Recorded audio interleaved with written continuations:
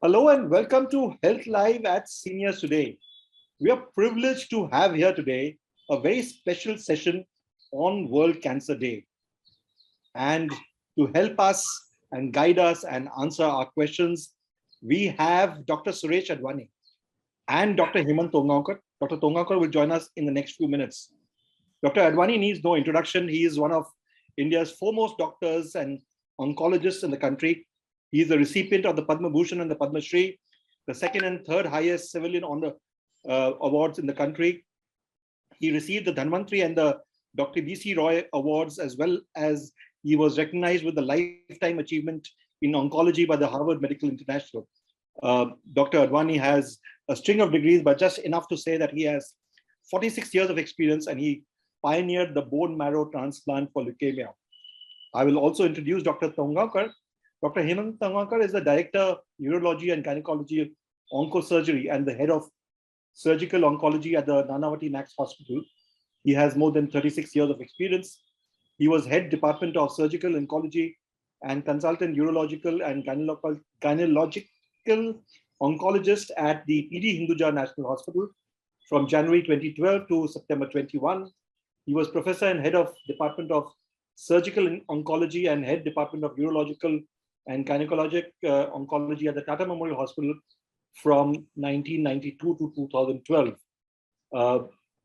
Dr. Tongaonkar is going to be joining us, but thank you once again, Dr. Advani, for being here. It's our privilege and that you're here. Dr. Advani, I have a lot of questions that have come in, and those of you who have questions, please put them in the chat window.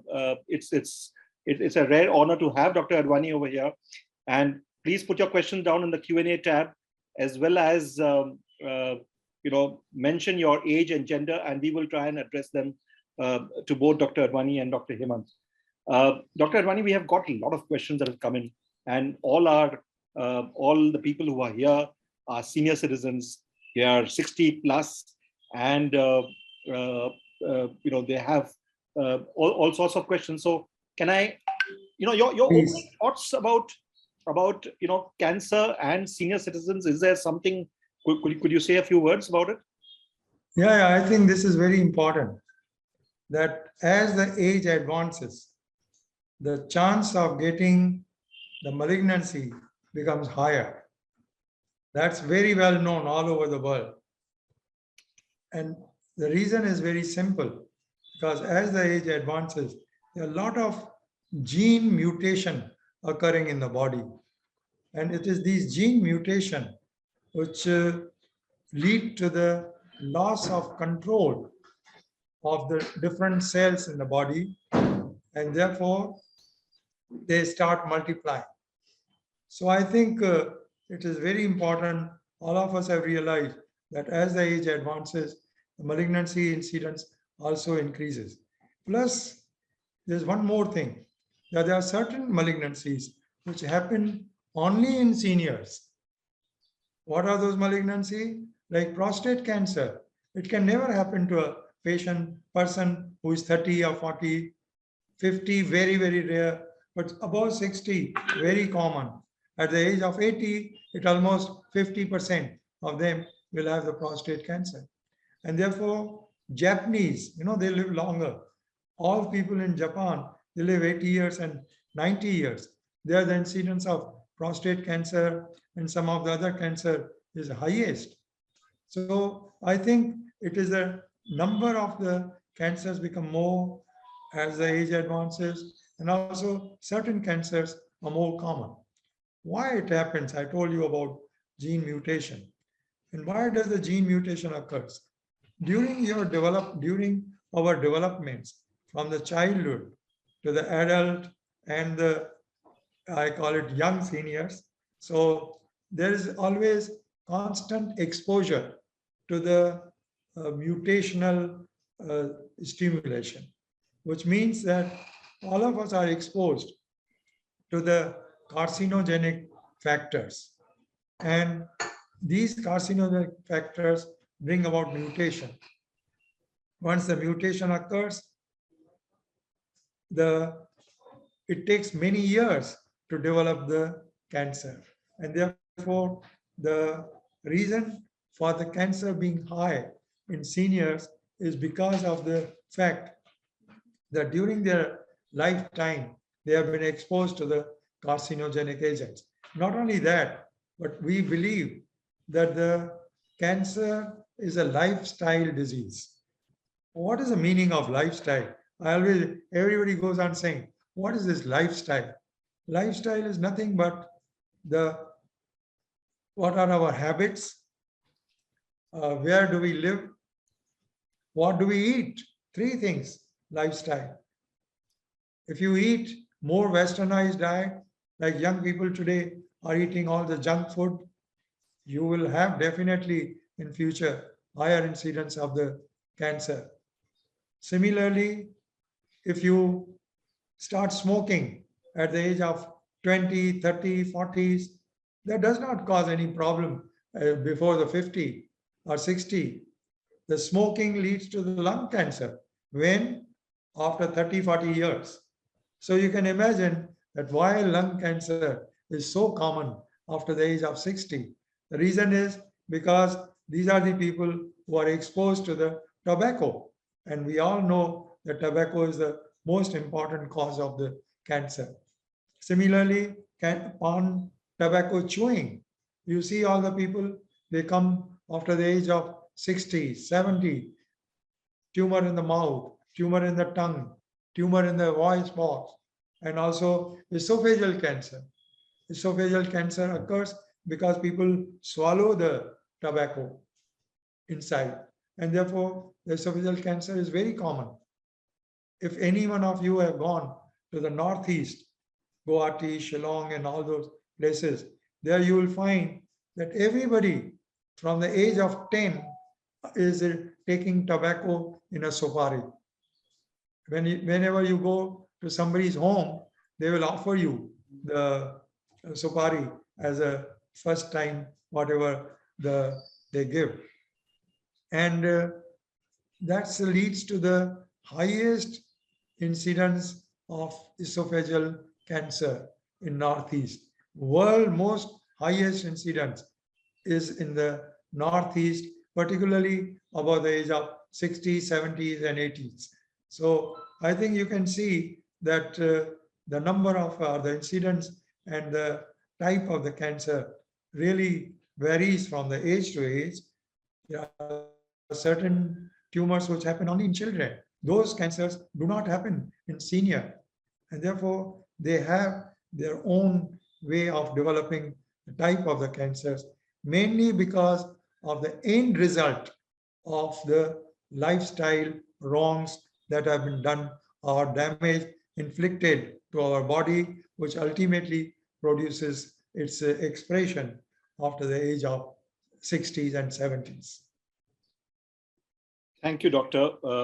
Obviously, some of the things that you have said is not happy news, but at the same time, it's important to know where things are. And, Doctor, you mentioned about mutation. Now, this is a word that not all of us knew about very much until recently when COVID happened. And, we all had cancer was known as the big C, but now the big C has also become COVID. Now, does this mean that the mutation that you're talking about now has perhaps a double whammy, because there's also going to be mutation, with the virus that is happening? And is that now more bad news for seniors? Yeah, I think, the tumors are very smart. They start with one mutation. They respond to the treatment, but they are smart because they want to live. See, every cell wants to live in the world. So they undergo second mutation. They become resistant to the drug. You try to eliminate them. They acquire the third mutation. And when you get multiple mutation, the cells are so resistant, it's so difficult to treat them.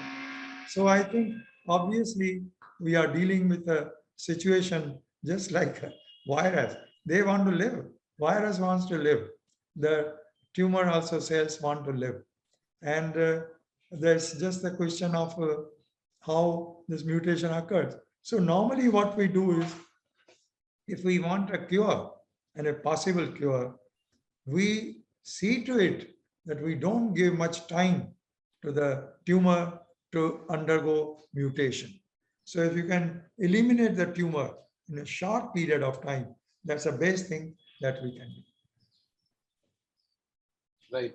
Thank you, Doctor. Doctor, we have quite a few questions that have come in. And can I start with the question? Yes. Question? Yes, yes.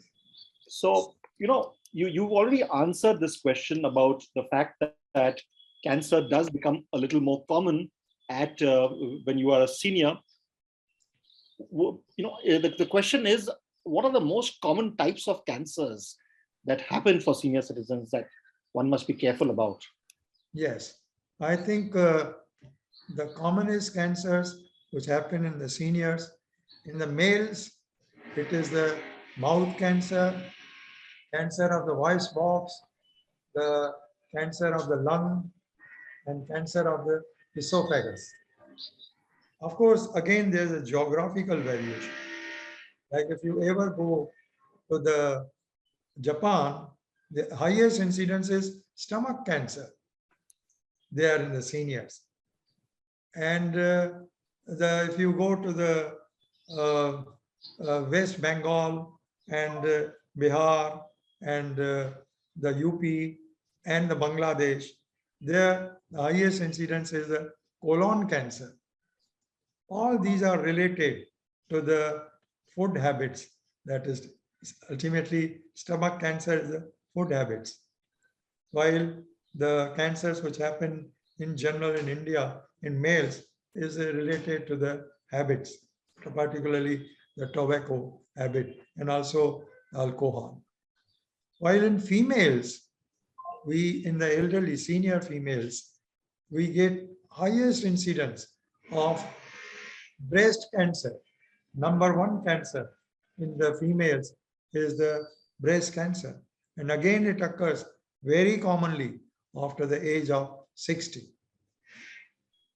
While the second common cancer, I think Dr. Hemant will probably tell you, is the uterine cervix cancer.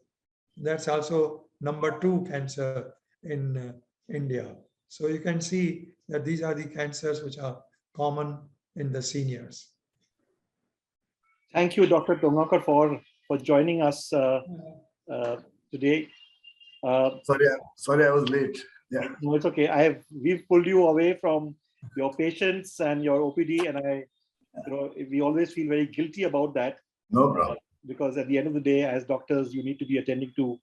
So, Doctor, the question that we asked Dr. Advani was about the most common types of cancer, and it is appropriate that you came in at the right time about when he was talking about cancers for women and the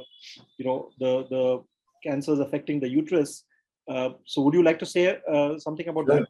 Sure. I think all gynecological cancers are more commonly seen in the elderly age group. And the commonest being the cancer of the ovary or cancer of the uterine body, what's called cancer of the endometrium, and also cancer of the lower part of the uterus called the uterine cervix. So all these 3 are very common after the age of, say, 60. Most of them, they present, with some kind of symptoms which are ignored by the patients.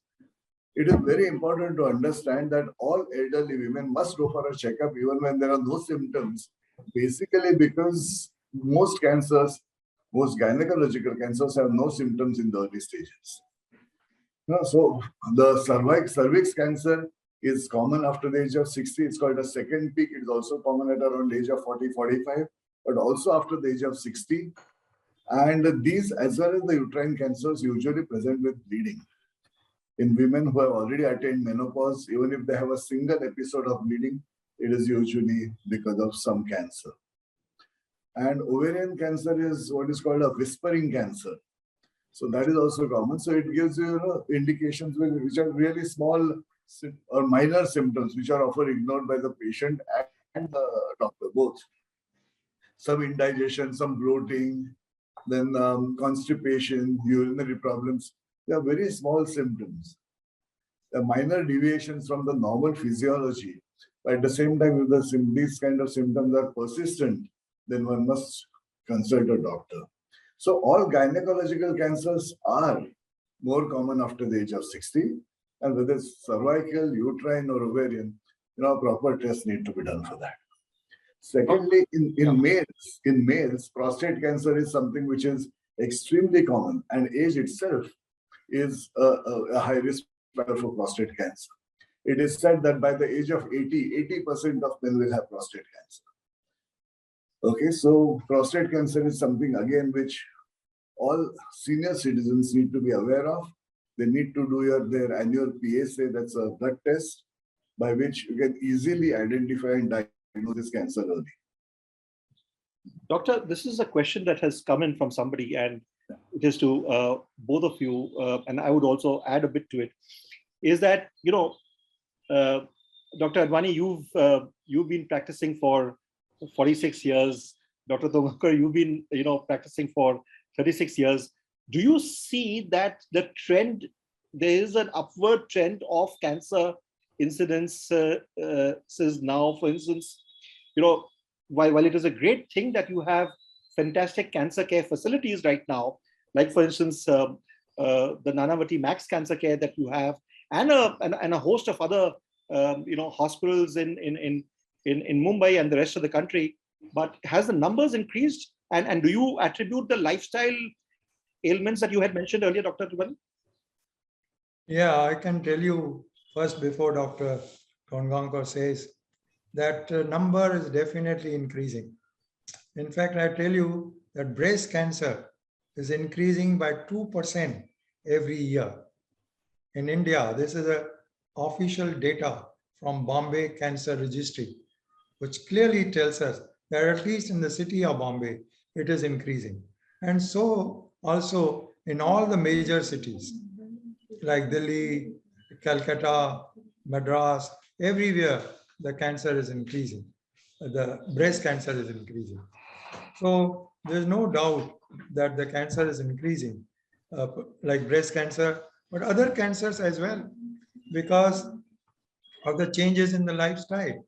I mean, there's no question our food habits are changing. Young people are really eating all the junk food, and I'm sure the incidence of the cancer will be high in another 20, 30 years.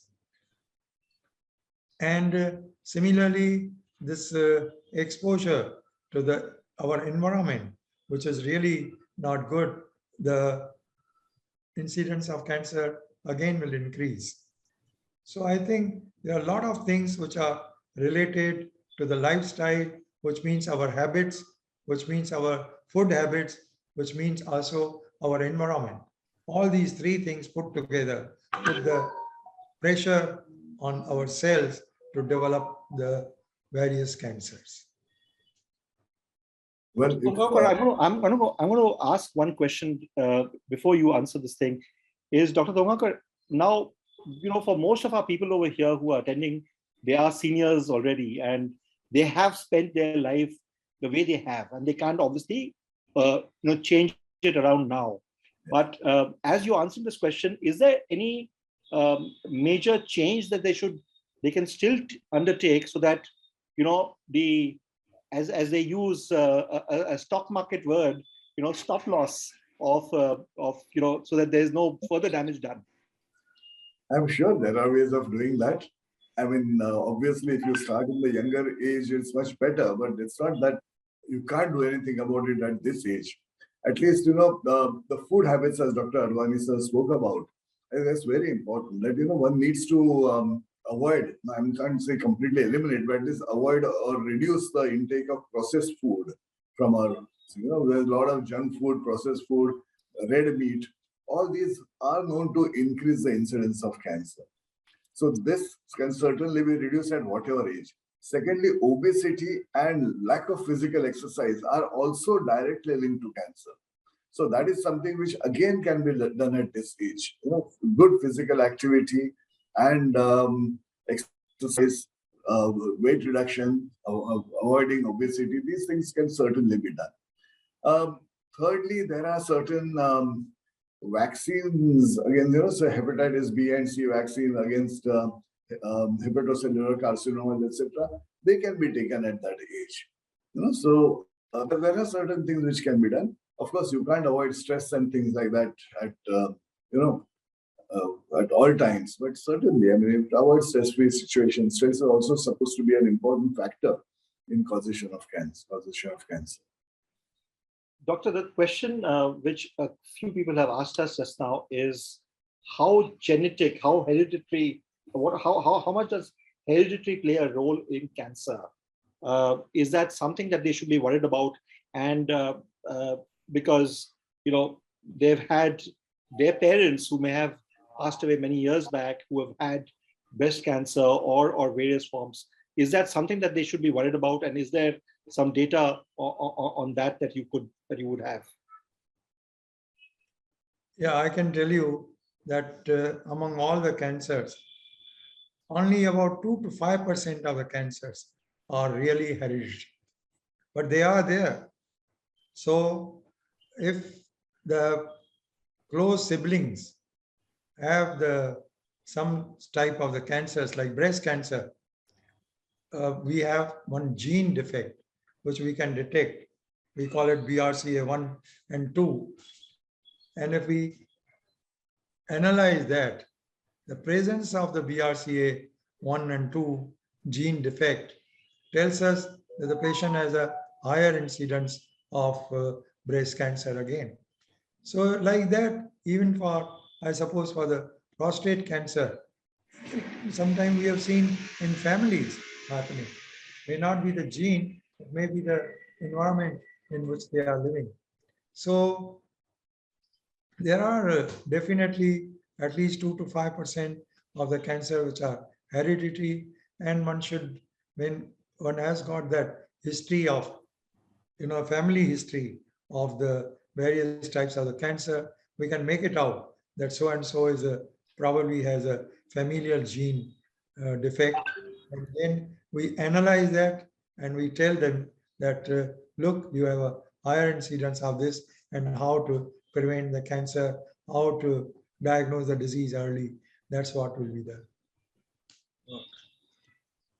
Right.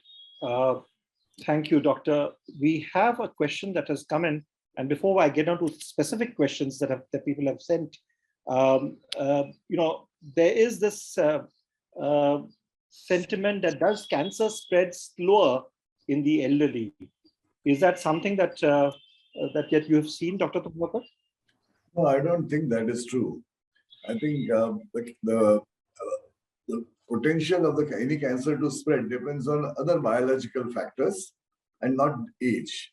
So I don't think that that's a fair statement to make. Doctor, one of the things that is a big concern for everybody, not just senior citizens, but even younger adults and even children, is about chemotherapy. And it is such a dreaded condition that is caused by chemotherapy. Is there something, is a reaction of chemotherapy more adverse for senior citizens? Yeah, I think this is a very important question, that how we deal with the elderly. And there's a new branch which has come up. We call it geriatric oncology. So it's so much different that we have to name a different name for that. And there are specialists in that. The important thing is that some of the factors are responsible for the differential side effects. Like in young children and the young adults, you find that the bone marrow is very active, very active. So even if you give the high dose chemotherapy, the bone marrow recovers very fast. So we are very bold in giving very high dose chemotherapy to the young children. But when it comes to the seniors, obviously their bone marrow is not all that strong. And therefore, when you give them the chemotherapy, the recovery period takes time and has little more complications.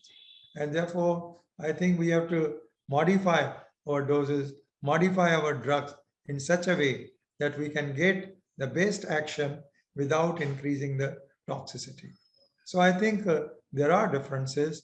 Sometimes we have to use the lower dose in elderly, and the lower dose also very effective in them. But we are selective. We select the drugs in elderly maybe little differently as compared to what happens in the children. So all the side effects are there, but they are nowadays. We have got a lot of drugs which can prevent all these side effects. So I would say that today the side effects like nausea, vomiting is almost very rare. Nobody vomits because we have a very good anti-nausea drug.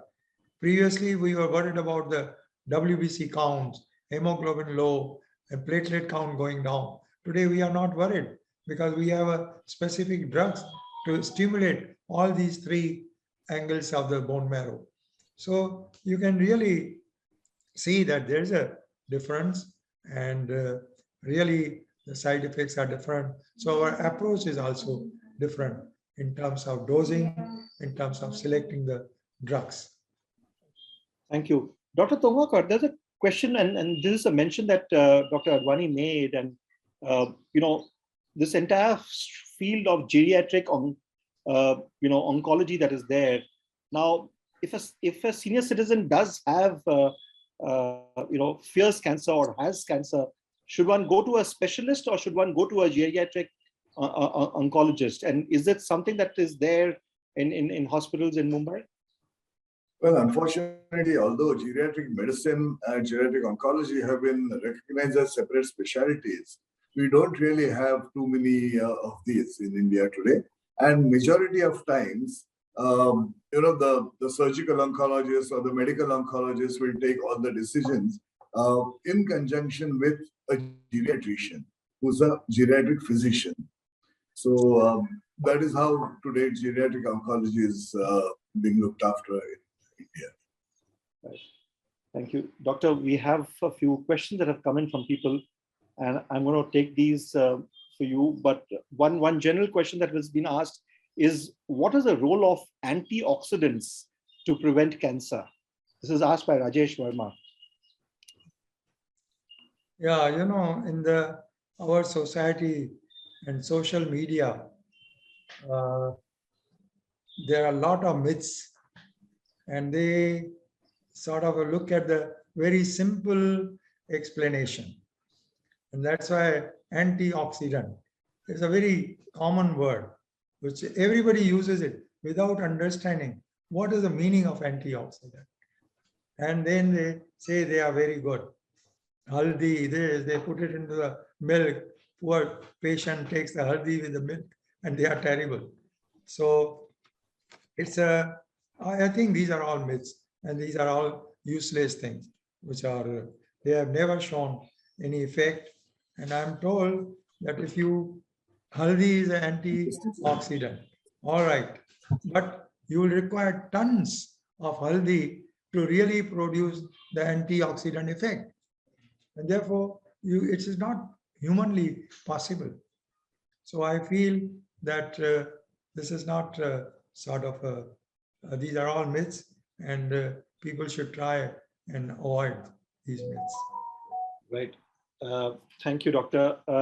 We have a question from Mr. K.V. Lakshminarayan. He's aged 66 and with decent health. He lost his classmate, he says, at the age of 59. And he had no vices. It was not inherited, as his parents saw him go through this last journey.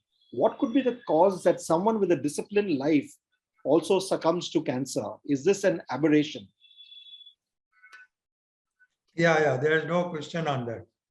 When we say that tobacco is the cause of the cancer in the mouth and the lung cancer, even people who are non-smokers living in a beautiful green field areas, they can also get the cancer. So obviously, a single agent by itself cannot be responsible. So there are multiple factors which lead to the cancer occurrence. And therefore, even if you don't have any of these known habits and all, you can develop the cancer. Why? Because there may be some genes which we don't know also, unknown genes, which can predispose the people to the development of the cancer. So it is really not that this is not all and none phenomenon. This does not that all people who have cancer are smokers, or the all people who are not with the cancer, they will, if they are non-smokers, they will not develop the cancer. So I think there are multiple factors, some known factors, some unknown factors, which lead to the development of the cancer. So it's not surprising. Doctor, is there a gene check that you should be doing? You mentioned about the breast cancer genes that are there. Is there something that people should do? Perhaps their children should do. Those whose parents have had cancer. No. I don't recommend that at all, because huge thing that you have to do it, not worth it, because the gene associated hereditary cancers are rare. Remember, only 2% of the cancers. So if you use your modern technology for that, I mean, it will be really not worth it. So nobody recommends the gene analysis for a normal person. But we do that for the people who have suffered from the cancer, like mother has a breast cancer. If I do the BRCA1 and 2, and if she shows the mutation, then I will analyze all their children and siblings and to see whether they are predisposed to that or not. Doctor, there's a question from a friend, Mr. Yatindra Pal, who asks, what are the side effects of Osmiratinib? Osmeritinib. I don't get the pronunciation right. Yeah, this is the drug, Osmiratinib. This is a drug which is used for the lung cancer. And in the lung cancer, whenever it is diagnosed, we analyze the tumor tissue for a gene. We call it EGFR gene. And that, if it comes positive, then we use this tablet, Osmiratinib. It's very effective. So, 20 years ago, I could not believe that we will be treating lung cancer with the tablets.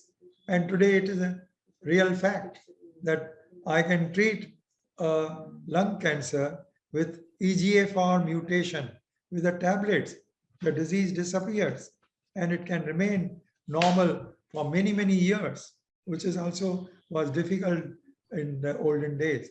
So you can see that the science is really progressing very fast and giving us this new simple treatment for the patient. Now, this drug, of course, is a very effective, but it's not without side effects. It has got some side effects, but they are all tolerable. They have some skin rash, mouth sore, little diarrhea, little pimples, and some small pimples on the chest and the back. But they are all tolerable. They are all manageable. So therefore, we are never worried about that. Thank you. Doctor, we have a question from Preeti Parekh. What prevention can we take to help a senior citizen patient age 73 who has multiple myeloma, which has been detected recently?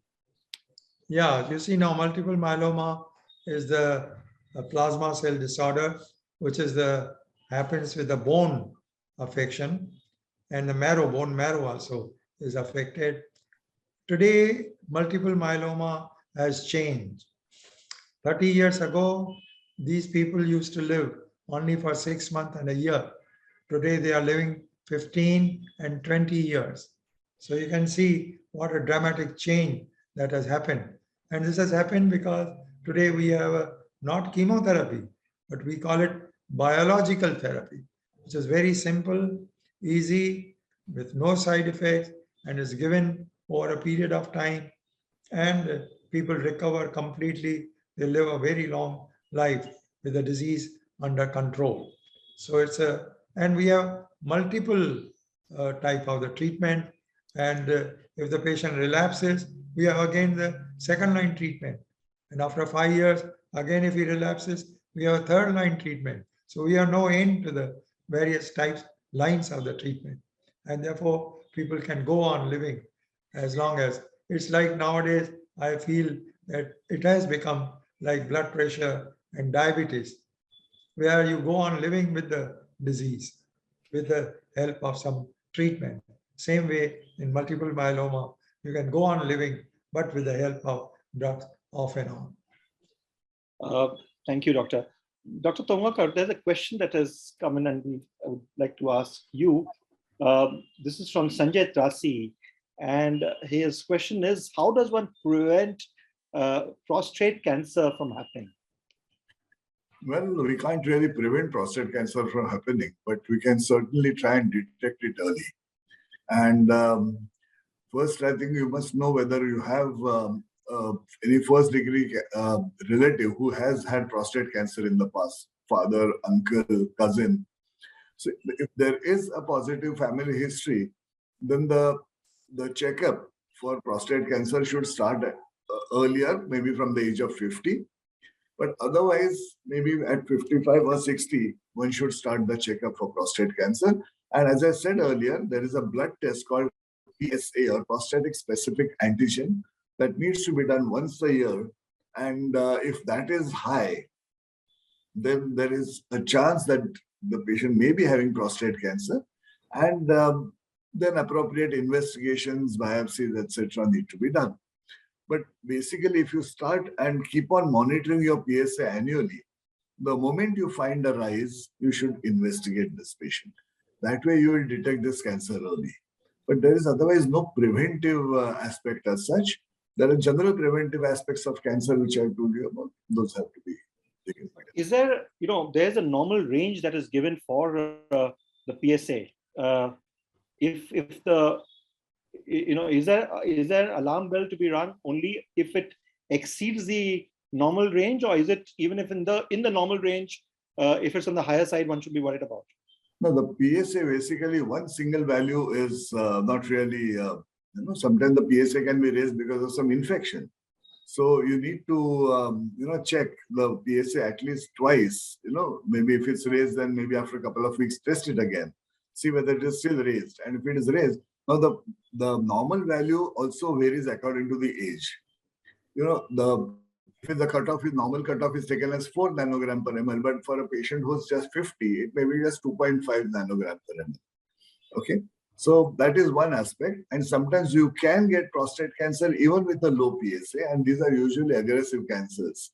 So it is not just the PSA, but examination by a urologist and doing a rectal examination for the prostate. That also is equally important. So it's a combination of both, which will go a long way in detecting this cancer early. Doctor, we have a question from Shomi Nanavati, who asks, is there any alternative to chemotherapy for stage 4 patients aged 75 plus? Well, the treatment, we have limited treatments. We have a chemotherapy, we have a surgery, we have a radiation therapy, and we have immunotherapy, and we have a targeted therapy. So all these are the 5-6 modes of the treatment. And obviously, among all these things, whenever we are treating, what is our aim? Our aim is to cure the disease whenever possible. And if not possible to cure the disease, then give the good quality life to the patient as long as possible. And with this aim, we really make the appropriate treatment for a particular patient. Curative treatment, you will never leave anything untouched. Because you are able to achieve cure, you will give them the best of the treatment. But when it is not curative treatment, we constantly sort of, in our mind, we think about the side effects. And therefore, in such a situation, we always like that chemotherapy can be eliminated, or sometimes it's not chemotherapy to be eliminated, it is the side effects to be minimized. Then what you do is a secondary, whether you chemotherapy or other treatment. As long as there are no side effects, patients are not usually afraid of. So I think in our mind, we are always very much aware about the quality of life that all of us want to live in the senior age group, and we sort of impress quite a lot on the quality of life and adjust the treatment accordingly. We know that some of the treatment can be equally good. Like I'm sure Dr. Tongaonkar will tell you that in prostate cancer, localized disease, you can either do the surgery or radiotherapy. Now, which one is better? That is what you have to advise to the patient with less of side effect. So that's how we do that. Of course, for all the chemotherapy, that it will be replaced by non-chemotherapy, not possible. But because we are able to select the chemotherapy, select the right doses, we are able to prevent the side effects and at the same time give a good quality and good time to the patient. Doctor, we have a question from Balveer Lodha, who says this is for the therapy of a 68-year-old lady, whether Cryoxana Ribociclib tablet is a substitute for chemotherapy in breast cancer. Yeah, I think breast cancer, the treatment that has developed over a period of time consists of, again, as I told you, it could be chemotherapy, it could be hormone therapy, and it could be the immunotherapy as well, and the targeted therapy. So you can see that we have so many treatment options. So when we diagnose the breast cancer, it is not a single disease. Sometimes the breast cancer is associated with a receptor. We call it estrogen receptor and progesterone receptor. They require the tablets, like this ribociclib, which you mentioned. That's absolutely very, very good. It's better than chemotherapy. So we use that treatment. So hormone therapy is one of the most important treatment for the breast cancer. And we certainly use it. Not only this drug, but there are many drugs.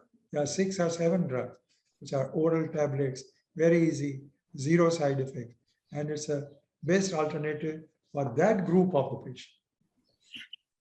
Dr. Tongaonkar, there's a question that is coming from Jankna Modi, whose question is stomach cancer curable for a senior citizen male age 73? Well, certainly. I mean, stomach cancer in a senior citizen with a reasonable good general condition to be able to take the normal treatment, whether it's surgery or surgery plus chemotherapy, it is curable, provided it is diagnosed in an early stage. Some early stomach cancers are curable with surgery and chemotherapy. But advanced stomach cancer obviously is not curable irrespective of the age. Dr. Tongaonkar, there's a question from Harsha Shevli, who says, my mother is 64, she's had breast cancer, operated in September, had mastectomy, and has taken 4 big chemos. Further 12 small are lined up. She recently suffered from COVID and her RT-PCR is positive since 40 days. So her chemo has stopped. How much time is ideal for a break between the big and small chemos, especially in a case where somebody has had COVID? I think Dr. Advani sir will be a better position to answer this. Yeah, I can tell you that what is our protocol is very clear now. Normally, after 8 to 15 days after suffering from COVID, the virus is incapable of transferring or transmitting to the others. Even to the patient's body, it does not give any trouble. So normally after 2 weeks of suffering from the COVID, we are ready to start the chemotherapy. And there's no harm in that. So people are even operating after that. So I don't think there's a really any, and this 12 weeks low dose chemotherapy absolutely can go on without any problem, even if the COVID test is positive. Thank you. There's a question from Katie Daranchi who says, I'm 70. I want to know if doing regular mammogram after 70 is safe, as we hear radiation is bad for us at our age. Dr. Tongaonkar? Yeah, sure. I think mammography can, repeated mammography does give rise to an increased exposure to radiation. So one needs to be, careful while advising mammography. But I think a mammography at the after menopause is what is recommended, and that can be done once in 2 years, and that is pretty safe. Right. Thank you. We have a question from Mr. Mukesh Tiwari who asks, is colon cancer curable? And for seniors, can you throw some light on colon cancer treatment? Sure. I think colon cancer again is a very highly curable cancer. Okay, and it is usually operable, and sometimes if it's what you call a locally advanced, a little advanced, then it requires chemotherapy in addition. But yes, the cure rates with colon cancer are exceedingly high, and even if some colon cancers which have gone to the liver, that's called a stage 4 disease, those can be cured with surgery of the colon and surgery for the liver nodules. So it is possible to cure colon cancer, yes. Right. Thank you. We have a question from Vani Valencia who says, my father, 75, survived COVID and an angioplasty recently in the last 6 months. Later, in a couple of months, he was diagnosed with acute blood cancer, currently undergoing targeted therapy. Can this cancer occur within a short time? And was it something like an underlying problem which was not detected earlier? How do we help him overcome depression and overcome the slow way to recover? Yeah, I think there's no question that some of these diseases like acute leukemias, acute myeloid leukemia, as well as some of lymphomas, they can really come up within a short period. And therefore, you need not have that. But the diseases like breast cancer, disease like liver cancer, and the lung cancer, they don't come in a short period. They take their time. And even the prostate cancer. But blood cancers, acute leukemias, as well as the lymphomas, they come at a very quickly, within 15 days, and within one month, they can develop right from zero to the full-fledged disease. Doctor, this is a question from an anonymous attendee who says a stage 4 breast cancer woman of 70 years old, patient is on tablet ribociclib, injection fluorescent, denosumab, and now spread to bones. How long can the patient survive? Yeah, I think this is again the hormone therapy for the receptors positive breast cancer, and with this hormone therapy can go on and on and on. We have got the patients with hormone therapy going on for 8 to 10 years, and even if the one drug like ribociclib stop functioning, we have a next line of the treatment, which again can give you another few years. So ribociclib along with the fulvestrant is very good. When it gets resistant, then we use the lipalicib tablets, which is there's one gene which gets mutated, and for that gene also we have a tablet, and that again gives you another few years. So like that, we have a lot of drugs, particularly hormone therapies, which can keep the patient going in hormone positive breast cancer. Dr. Tongaonkar, can I ask you this question? My grandmother, this is someone by the name of Shah. My grandmother, 87-year-old, is suffering from sarcoma. She has had high-grade sarcoma in the left breast. and mastectomy was done on the left. Right now it's spread all over and has become very painful. We want some pain management help and improve the quality of daily life. She's completely bedridden and has stopped eating food. I think we do have pain management specialists, especially cancer pain management specialists who are available in big hospitals. And most of these hospitals also have a home care service. So you should contact the pain specialist, and so they have something called a pain ladder. So depending on what is the severity, the appropriate drugs can be used. No, Dr. Tongaonkar, we've come to around 5:50, and there are just so many questions that are there that people have. And obviously we've seen, and we've had Dr. Nagarajan, who was there a few weeks back on this on the Health Life show. There are just so many questions that people have, and how do medical facilities such as the Nanavati Max and doctors like yourself, address queries like these? How do people get these queries addressed from and get really good advice? Because clearly some of these questions are very basic questions. Some of the questions are fairly, of course, advanced. Is there a way in which these can be done, and we can perhaps help facilitate it? Sure. I think one way is by doing what is called a telephonic or teleconsultation. But even that, if for these questions like this, even that is not necessary. I think we can have a platform where all these questions can be put together and maybe sent to us, and we will answer them individually. So all these queries can certainly be answered like that. So we definitely can create a platform like this on which we can address these things. Yeah. I think it will be very important to do, because this awareness is what is most important. Absolutely, doctor, because, as we have seen, and, Dr. Advani and you have answered all the questions so painstakingly, but there are just so many questions, and it really upsets me that I'm not able to ask all those questions. And, and each of them is very important. But I'm going to ask one question here.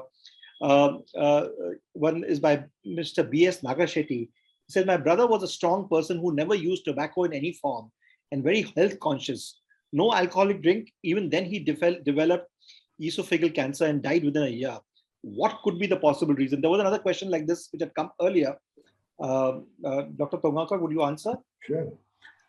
I think tobacco, alcohol, etc. are what you call predisposing causes for esophageal cancer, oral cancer, stomach cancer, etc.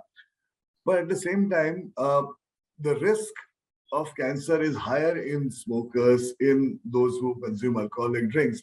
But it is not altogether zero in patients who don't have these habits. There are other causes of cancer also, and even for a person who is a complete teetotaler, you can still get these cancers. It's like risk of jumping from the second floor. 10 people jump, 8 may die, 2 may not die. So it's like that, There's some people say, my grandfather has been smoking all my life and he still didn't get cancer. And so person didn't ever have tobacco and he got cancer. So it's like that, It's the probability of cancer developing in smokers and drinkers is much higher than non-smokers and non-drinkers. But at the same time, not smoking or drinking doesn't eliminate the risk of cancer. Thank you. Dr. Advani, there is a person who had asked you about the gap between the small chemos and the large chemos. She has come back with something more. She says, in continuation to my previous question regarding waiting for RT-PCR to be negative, her hemoglobin is 6.7 and the CRP is 117 and platelets are 68,000. Is it still advisable to go ahead with the small chemos? Not at all.